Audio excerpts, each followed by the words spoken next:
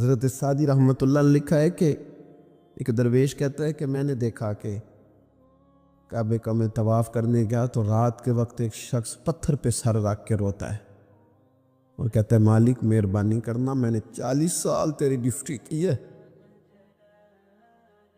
میری کو 2-4 دن کی قبول کر لینا، میں نے 40 سال تیری نوکری کی، قبول فرما لینا، قیامت میں رسوا نہ کرنا۔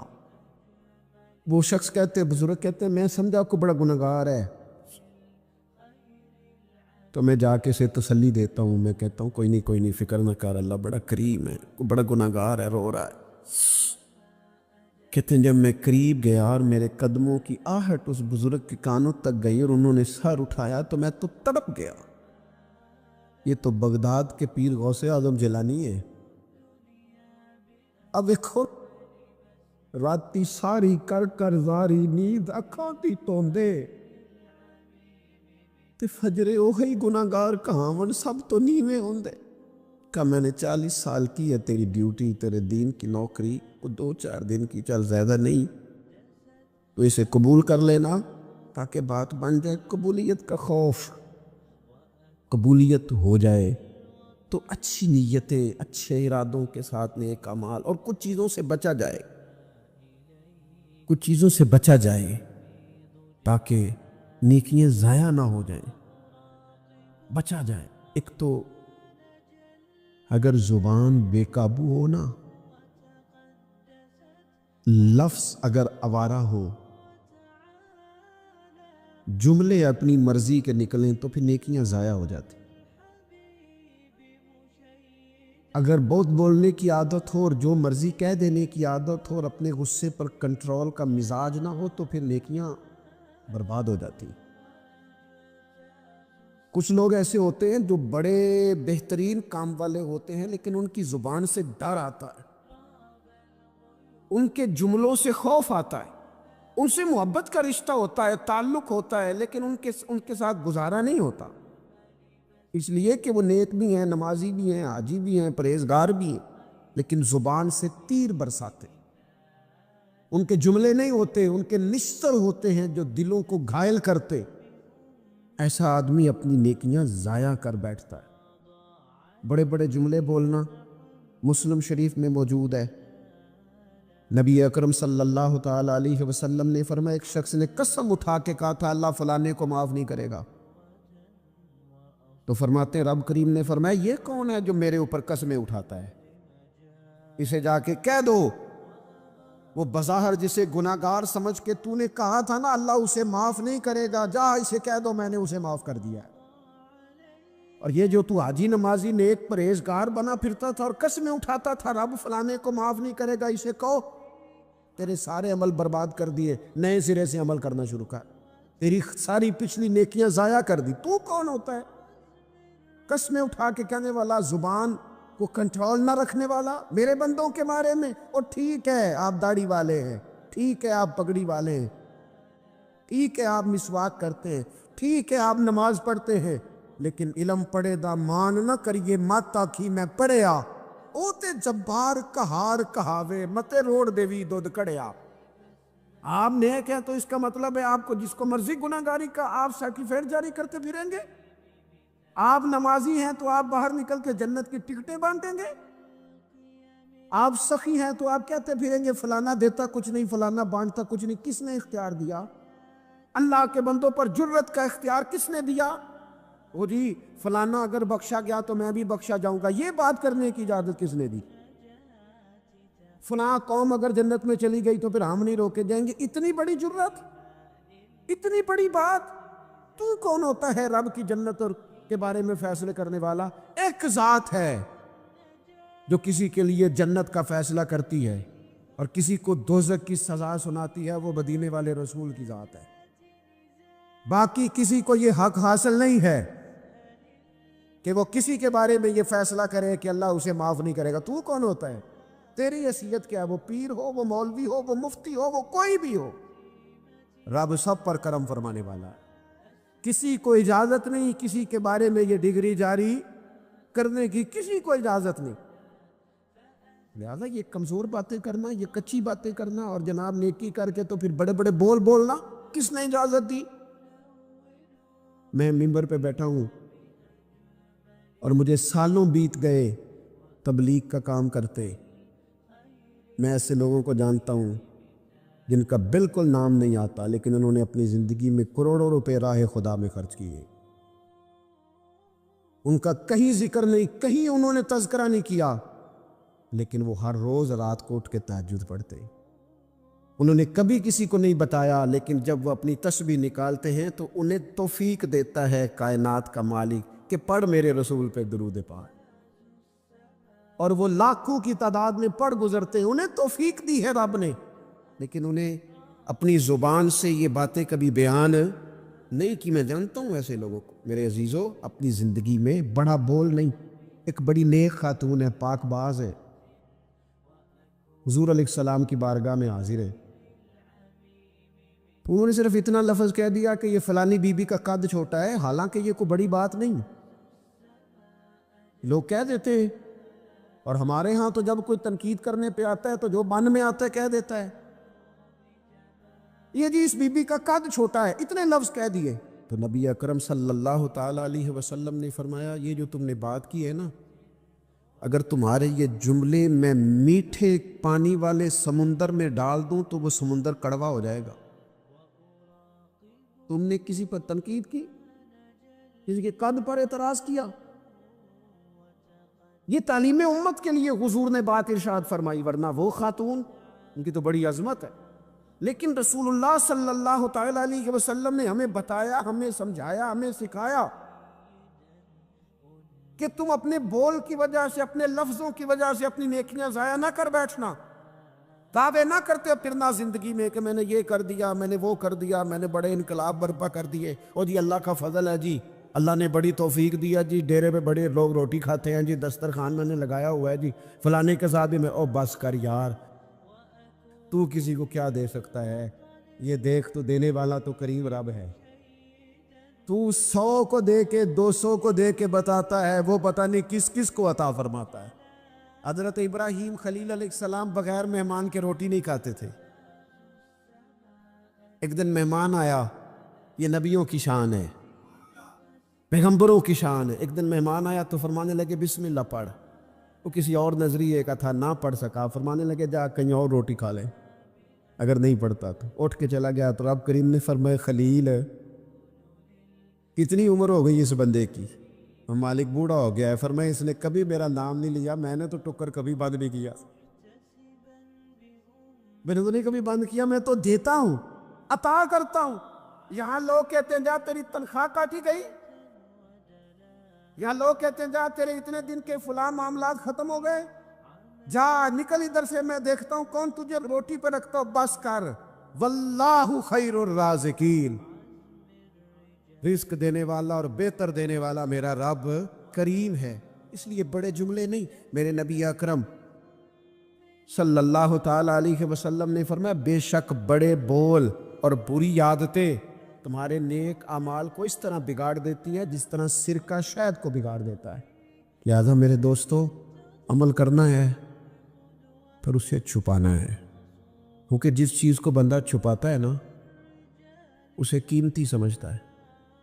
میرا دل کرتا ہے میں یہ بات روز کروں، مجھے پیاری بڑی لگتی ہے، روز کروں یہ بات۔ پاک رسول کی پاک اولاد، عزت والے نبی کا عزت والا گھرانہ، امام زین العابدین، اتنے موٹے موٹے پشت پر نشان تھے، موٹے موٹے، غسل دیا جا رہا تھا تو ساری کمر موٹے موٹے داغ۔ آج کل پیر کا چہرہ بھی نورانی ہونا بڑا ضروری ہے نا، نورانی ہونا۔ اور حضرت بلال بھی بڑے ہی پیر ہیں، اگرچہ حبشی النسل ہیں پر بڑے پیر ہیں۔ لہذا یہ کچھ چیزیں ایسی ہیں جو لوگوں نے اپنی مرضی سے طے کر لی ہیں، اس میں شک نہیں کہ حضور نے فرمایا ہے کہ جسے دیکھ کے رب یاد آئے وہ اللہ کا ولی ہے، لیکن صرف گورے رنگ دیکھ کے رب یاد نہیں آتا، رنگ سانولا بھی ہو پر رب کے انوار برس رہے ہو تو رب یاد آ ہی جاتا ہے۔ اور میرے دوست، یہ ذرا بات کو سمجھنا اور اسے یاد رکھنا، اتنے موٹے پشت پر نشان، غسل دیا جا رہا ہے، لوگوں نے بیٹے سے پوچھا یہ حضرت صاحب کو کیا ہے؟ تو والد وہاں آرام فرمائے ہیں جہاں غسل دیا جا رہا ہے۔ تو امام باقر رو پڑے، کہنے لگے میرے ابا جی نا اپنی پشت پر تھیلے رکھ کے نا اناج کے، کس کی بات کر رہا ہوں؟ حسین ابن علی کے بیٹے، کربلا میں بچنے والے میرے امام کے ایک صاحبزادے پشت پر بوریاں رکھ کے غریبوں کے گھروں میں پہنچا کے آتے۔ وہ صاحبزادہ صاحب آپ کہاں ہوتے تھے؟ فرماتے میں کہتا تھا میں نہ دے آؤں۔ فرماتے تھے نہیں، اگر تو دینے چاہے گا اس غریب کا مجھے نام بھی بتانا پڑے گا جس کو میں لنگر دیتا ہوں۔ یہ میرا اور میرے رب کا راز ہے، میں اس ماڑے بندے کو رسوا کر دوں جس کی صرف بیٹیاں اسے رسوا کر دوں جو بیچارہ۔ فرمایا وہ مجھے بتاتے نہیں تھے، بڑھاپے تک پشت پر بوجھ رکھ کے انہوں نے نبی پاک کی امت کے گھروں تک پہنچایا ہے۔ میرے اسا فرمایا کرتے تھے کسی کی بیٹی کی شادی کرانی ہے پھر خود نہیں شادی پہ جانا۔ حضور کیوں؟ فرمانے لگے بچی کا باپ تو محسن کے پیچھے ہی بھاگتا رہے گا، خود نہ جانا، بس ٹھیک ہے پیچھے پیچھے رہنا، سامنے نہ آنا، پیچھے۔ میرے دوست کبھی بھی کوئی بڑا بول نہیں، اس سے نیکیاں۔ اور پھر ایک اور بات، دل اگر صاف نہ ہو تو بھی مالک نیکیاں قبول نہیں کرتا۔ پاک ہوئے تے پاک ہی ملدا ہی تے بنا پاکوں پاک نہیں ملدا۔ اے سارے وجود دے تون دے نالوں اکو تولا ہے ٹکڑا دل دا۔ یہ جو پاکیزگی ہے نا دل کی، یہ نہ ہو تب بھی نیک اعمال اس کی بارگاہ میں قبول نہیں ہوتے۔ نیک اعمال کی قبولیت کے لیے دل کا صاف ہونا، کشادہ ہونا، کھلا ہونا یہ بھی ضروری ہے۔ دل میں بوجھ ہو، عداوت ہو، حسد ہو، لوگوں کے لیے کینہ بھرا ہوا ہو اور اعمال قبول ہو جائیں نہ۔ اس کریم کے کچھ فیصلے ہیں، وہ اعمال کی قبولیت کے آداب بتاتا ہے۔ وہ کہتے ہیں میری مرضی سے کرو گے تو میں قبول کروں گا۔ حدیث پاک آپ کو صحیح مسلم میں ملے گی۔ نبی پاک صلی اللہ تعالیٰ علیہ وسلم فرماتے سوموار اور جمعرات والے دن لوگوں کے اعمال اللہ کی بارگاہ میں پیش کیے جاتے۔ دو مسلمانوں کے دو بھائیوں کے اعمال رب کی بارگاہ میں پیش کیے جاتے ہیں۔ اعمال ہیں، نیک اعمال ہے، نیکی ہے، نماز ہے، روزہ ہے، حج ہے، زکوٰۃ ہے، صدقات ہے۔ وہ نیک اعمال اللہ کی بارگاہ میں جمعرات اور پیر کو پیش کیے جاتے۔ رب کریم فرماتے ٹھہر دو ذرا، ان کے اعمال کو روک دو۔ یا اللہ کیوں؟ فرمائے اس لیے کہ ان کے آپس میں نا دلوں میں نفرت ہے، گھٹن ہے، عداوت ہے۔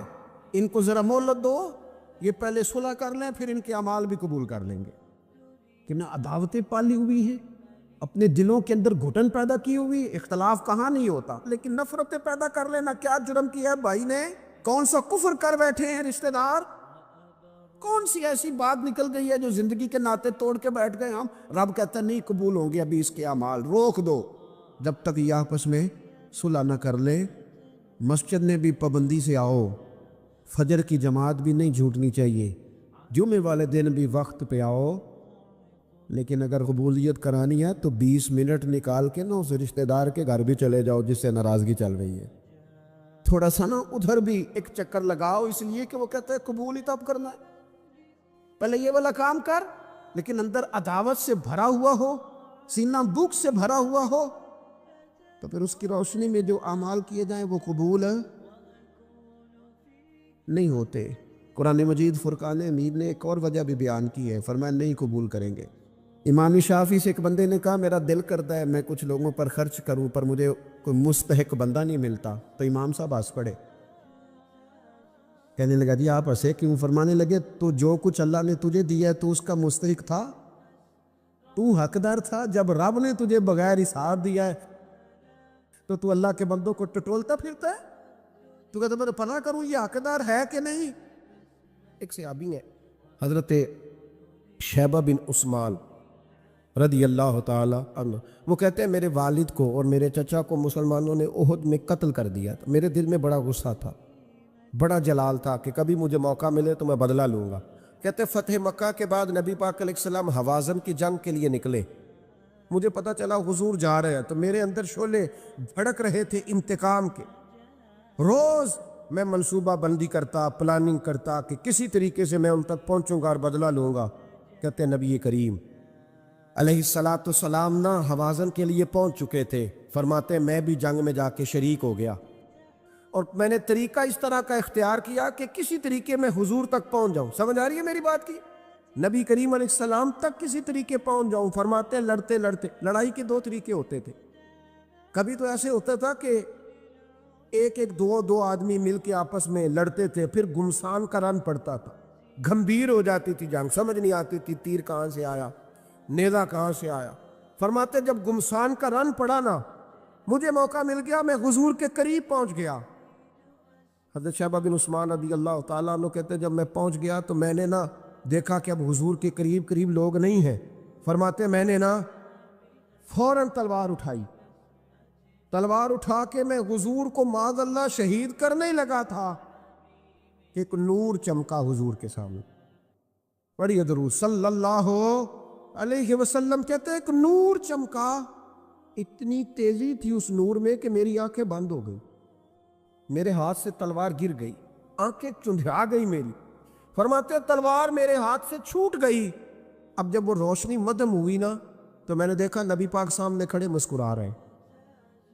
میں نے کر دی، آپ نے سن لی، ذرا دیکھو تو صحیح، جو تلوار لہرائے اسے دیکھ کے بھی کبھی کو مسکرایا ہے؟ جو جس نے تلوار ہی لہرا دی، جو شہید کرنے ہی لگا تھا، پہنچ گیا تھا۔ لیکن یہ اخلاق میرے رسول پاک کا ہے صلی اللہ اعلیٰ حضرت فاضل بریلوی کا ایک شعر میں نے پڑھا۔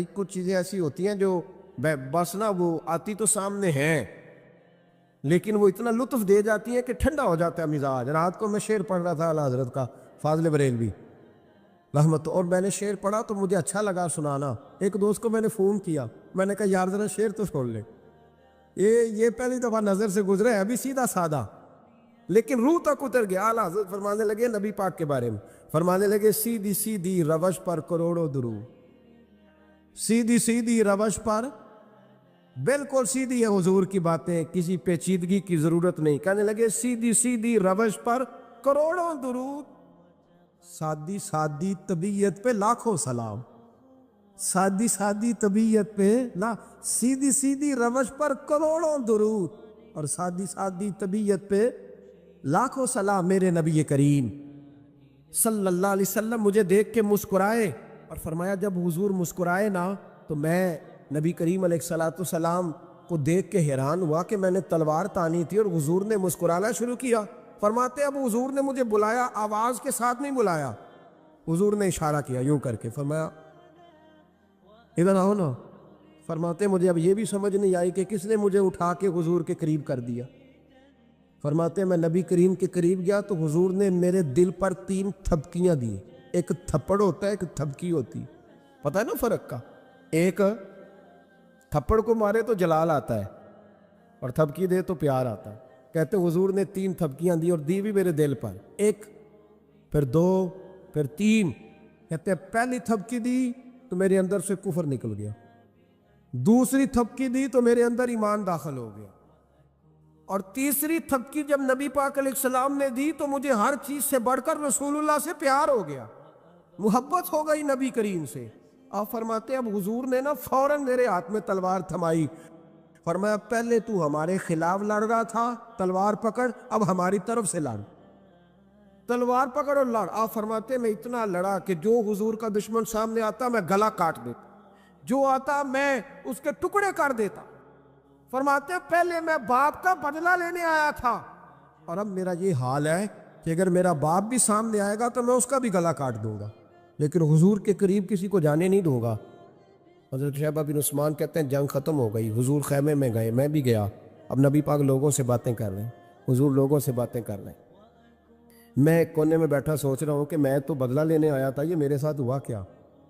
حضور لوگوں سے باتیں کرتے جا رہے ہیں، میں سوچتا جا رہا ہوں کہ میں تو انتقام لینے آیا، یہ کیا معاملہ ہوا؟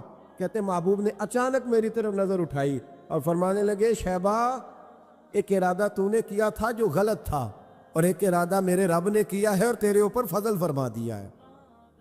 فرماتے حضور نے اب مجھ سے فرمایا کوئی خواہش ہو تو بتاؤ، مانگ لو کچھ مانگنا ہے تو. میں نے عرض کی یا رسول اللہ میری بخشش کی دعا کر دے. بڑا میرا خوفناک ماضی ہے، میں اسلام کا بڑا دشمن رہا ہوں، حضور دعا کر دے، یاد ماضی عذاب ہے یا رب، چھین لے مجھ سے حافظہ میرا. یا رسول اللہ بڑے گناہ ہیں میرے، دعا کر دے. کہتے میں نے دعا کے لیے کہا اور حضور پھر دوسرے لوگوں سے باتیں کرنے لگ گئے، کبھی اس سے کبھی اس سے کبھی اس سے. میں سوچنے لگا کہ میری بات کا کوئی جواب ہی نہیں آیا. جب 2-3 بار میں نے سوچا تو میرے کریم نے پھر توجہ میری جانب کی اور فرمایا تو نے بخشش کی دعا کا کہا تھا، میں نے سن لیا ہے، رب کریم نے تیری بخشش فرما دی ہے، اللہ نے تجھے بخش دیا ہے، تیری خطائیں رب کریم نے معاف کر دی. نبی پاک کے دست مبارک کی برکت. رسول پاک ایک صحابی تھے، حضرت فرقد ان کا نام تھا رضی اللہ تعالی. پہلے نا میں جب گفتگو کیا کرتا تھا نا تو میں صحابہ کا نام نہیں لیتا تھا، میں کہتا تھا ایک صحابی فرماتے ہیں، چونکہ صحابہ کے نام مشکل تھے، لوگوں کو یاد نہیں رہتے. ایک دن میرے دل میں خیال آیا کہ نام لیں گے نہیں تو انہیں آئیں گے کیسے، چلو خود کسی کو یاد ہو جائے گا. تو مجھے اچھا لگا. پچھلی دفعہ میں نے حضرت ساسا بن ناجیہ کا نام لیا تو مجھ سے میرے دوستوں نے کہا ذرا لکھ کے دے کیا نام تھا. مجھے خوشی ہوئی کہ یار اگر یہ لفظ کہے جائیں گے تو لوگوں کو دلچسپی ہوگی. حضرت فرقد ایک صحابی تھے اور یہ وہ صحابیاں جنہوں نے حضرت عمر کے زمانے میں موصل کا علاقہ فتح کیا تھا. بڑے دلیر تھے، ان کی 4 بیویاں تھیں. وہ کہتے ہیں جب بھی یہ گھر میں آتے تو خوشبو اتنی اعلیٰ لگا کے آتے کہ ہم حیران ہو جاتی. عورتیں زیادہ تیاری کرتی ہیں نا مردوں سے کہ نہیں، کہ آج کل مرد زیادہ کرتے ہیں. چلو میں دس چھوڑو، میں اپنی اصلاح کرنا. تسی دوواں گلاں تے انجن کیتا ہے، اب پتہ نہیں سچ کیا ہے، کون زیادہ تیاری کرتا ہے. چلو بیٹھے جو مرد نے. ویسے میرے پاس جو اخباری تراشے ہیں ان میں یہ لکھا ہے کہ آج کل مردوں کے میک اپ پہ زیادہ خرچ آنے لگا ہے. یہ تحقیقی رپورٹ ہے. اور پاکستان میں سب سے زیادہ جو اخراجات ہیں وہ میک اپ کے سامان کے ہیں. پہلے لڑکیاں بیوٹی پارلر جاتی تھی، اب لڑکے بھی جاتے ہیں. پہلے صرف دلہن جاتی تھی، اب سارا خاندان جاتا ہے. اللہ تعالیٰ معاف کرے. اس کے باوجود بڑی غربت ہے ملک میں، پریشانی بھی بڑی ہے. اس کے علاوہ ہمیں غریبوں کا درد ہے. اس کے باوجود ہم لوگوں کی مدد کرنا چاہتے ہیں. پتہ نہیں کیا ترجمہ کیا ہم نے غریب پروری کا، کیا معنی بنایا، اللہ ہی بہتر جانتا ہے. کہ وہ چیزیں جن کی بالکل حاجت نہیں، بالکل ضرورت، ان پر لاکھوں لٹا کے کہتے ہیں وہ دیکھو بیچارے کو روٹی نہیں مل رہی. تو بھائی آپ مہربانی کرتے خالی کنگھی کر لیتے، باقی پیسے غریب کو دے دیتے. لیکن چلے معیار ہے نا ہمارا، اپنا معیار ہے، اس پر میں جاتا نہیں، بات نہیں کرتا. نبی کریم علیہ الصلاۃ والسلام کے صحابی ان کی ازواج کہتی ہیں کہ اب عورتیں زیادہ تیاری کیا کرتی تھیں، لیکن وہ جب گھر آتے نا تو اتنی خوشبو لگاتے. کہتی ہم چاروں مل کے کوشش کرنے لگی، ڈھونڈنے لگی کہ وہ خوشبو کا پتہ کریں جو یہ لگاتا ہے. ہم نے بازار سارے تلاش کر لی. عرب کے اندر آج بھی خوشبو کا بڑا شوق ہے اور بڑی مہنگی خوشبو ملتی ہے. کبھی آپ بازار جائے، کہتی ساری خوشبوئیں لگا لی، تھک گئیں.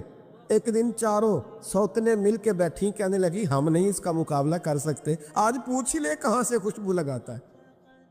پوچھ ہی لیتے ہیں، چلو بات ہی ختم ہو جائے، پوچھ لیں. یہ ہم جتنی مرضی اعلیٰ لگائیں، جب یہ آ جاتا ہے نا، کچھ لوگ میرے محفل ہوتے ہیں جہاں آ جاتے ہیں وہاں چھا جاتے ہیں. تو یہ جب آتے ہیں تو چھا ہی جاتے ہیں. کیا کریں، اس طرح کا میرے محفل ہے، کیا کریں اس کا. فرمانے لگیں ایک دن چاروں سوتنوں نے مل کے ان کو بٹھا لیا. کہنے لگی بتاؤ تو صحیح خوشبو کون سی لگاتے ہو. کہنے لگے کوئی بھی نہیں، کبھی لگائی نہیں، آج تک نہیں لگائی. تو کہتی ہیں بیویاں کہنے لگی صحابہ تو غلط بیانی نہیں کرتے، پر آپ کیا بات کر رہے ہیں، یہ کیسے ہو سکتا ہے کہ آپ آتے ہیں تو ہم حیران ہو جاتی ہیں. فرمانے لگے جس دن کی تم لگی ہوئی ہو نا میری خوشبو کا مقابلہ کر دے، مجھے پہلے دن کا ہی پتہ ہے. تو میں نے کہا چلو زور لگا ہی لیں، دیکھ ہی لیتے ہیں کہاں تک بات جاتی ہے تمہارے پاس جتنا زور لگا لو. بہرحال میں اللہ کی قسم اٹھا کے کہتا ہوں کبھی نہیں لگائی. تو بیویاں کہنے لگی پھر بتا تو صحیح، تو ایک دلیر آدمی ہے، اور جو دلیر لوگ ہوتے ہیں وہ خوشبوؤں کے اور کپڑوں کے اور ان چیزوں میں زیادہ وقت نہیں لگاتے، ان کے تو مشن اور طرح کے ہوتے. آپ تو مجاہد قسم کے آدمی ہیں پر ہر وقت خوشبو آتی ہے. تو حضرت فرقد رو پڑے، کہنے لگے بیمار ہو گیا تھا، لاچار ہو گیا. حکیموں طبیبوں نے انکار کر دیا، وجود پر میرے آبلے نکل آئے، پھنسیاں بن گئی، ان میں پیپ بھر گئی، بیٹھ نہیں سکتا تھا، اٹھ نہیں سکتا. جب تھک گیا نا تو دروازہ رسول پہ چلا گیا. جب تھک گیا طبیبوں کا تھکایا ستایا حضور کی بارگاہ میں کہا محبوبہ دیکھے تو صحیح میرا کیا حال ہے۔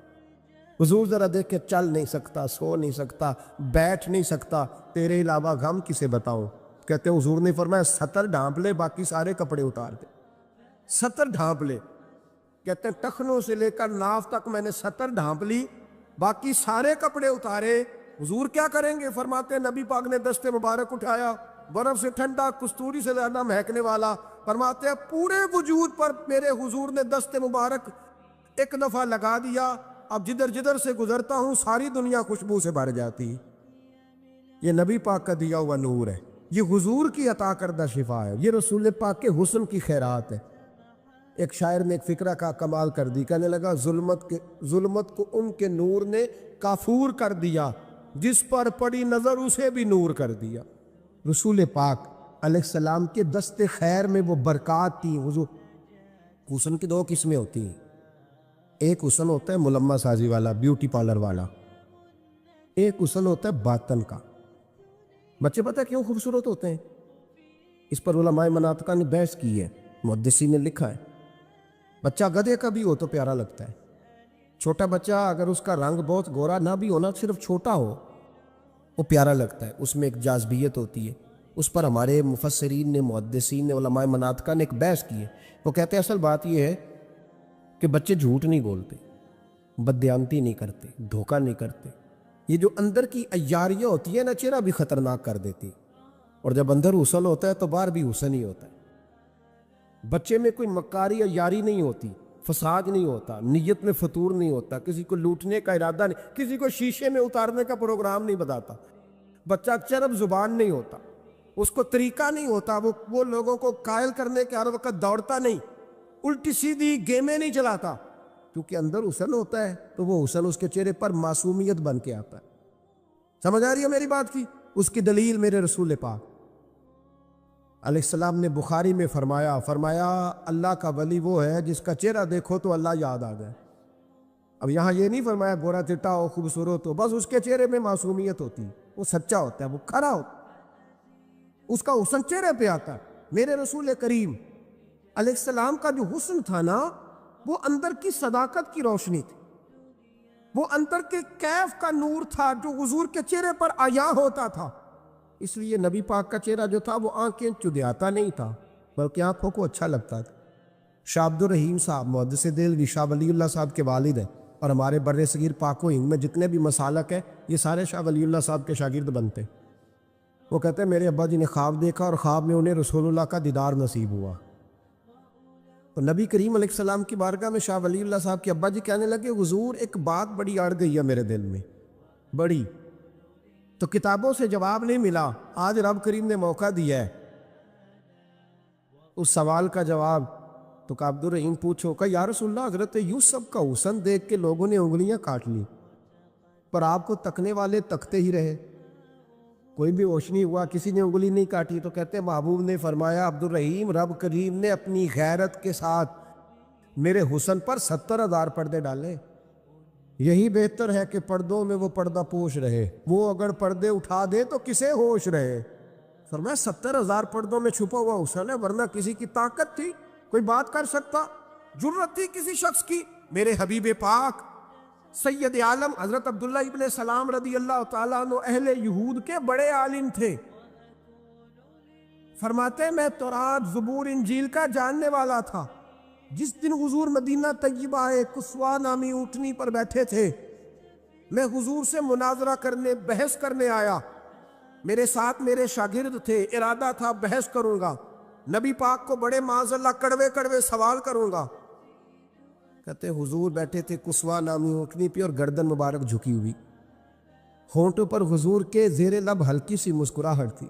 نبی پاک تھوڑا بولتے تھے پر جتنا بولتے تھے وہ دلوں میں اترتا جاتا تھا۔ فرماتے میں جب گیا نا، میرے شاگرد ساتھ تھے، مناظرہ کرنے گیا، مناظرہ، شاگرد ساتھ تھے۔ فرماتے میں بڑے سوالات تیار کر کے گیا، پر حضور گھوڑے پہ بیٹھے تھے، دو باتیں میں نے سنی۔ حضور نے فرمایا رشتہ داروں سے اچھا سلوک کرو، اپنے غلاموں کا خیال کرو۔ کہتے ہیں وہ شاگرد مجھے دھکے دینے لگے، کہنے لگے چل استاد جی آگے ہو، کرو سوال، چلو نا آگے، بڑھو نا آگے۔ یہ کئی دفعہ نعرے لگانے والے بھی مروا دیتے ہیں نا، چلو نا چلو آگے چلو, بڑھو آگے, کرو بات, آؤ نا. کہتے میں ذرا آگے بڑھا, دھکا دیا انہوں نے. فرماتے میں آگے بڑھا اور میں نے قریب محبوب کے قریب جا کے کہا حضور مجھے کلمہ پڑھا دے, میں مسلمان ہونے آیا ہوں. یعنی عام آدمی تو قائل ہو جاتا ہے عالم اور تورات زبور انجیل کا جاننے والا, حضور کلمہ پڑھائیں. کہتے میں واپس آیا نا کلمہ پڑھ کے تو شاگرد کہنے لگے استاد جی آپ تو مناظرہ کرنے آئے تھے, یہ کیا ہوا؟ تو یہ لفظ ہے حضرت عبداللہ ابن سلام کے. فرمانے لگے تم نے نبی پاک کا چہرہ نہیں دیکھا, ان کی آنکھوں کی روشنی نہیں دیکھی, تم نے چہرے کی معصومیت نہیں دیکھی, لب و لہجے کا وقار نہیں دیکھا. کتنے دنوں کے تھکے ماندے آج وہ مدینے پہنچے اور ان کے لب و لہجے میں کوئی اکتاہٹ, کوئی تھکاوٹ, کوئی لفظوں میں جھول تم نے دیکھا ہے؟ فرمانے لگے جس کا اس طرح کا چہرہ ہوتا ہے وہ جھوٹا نہیں سچا ہوا کرتا ہے.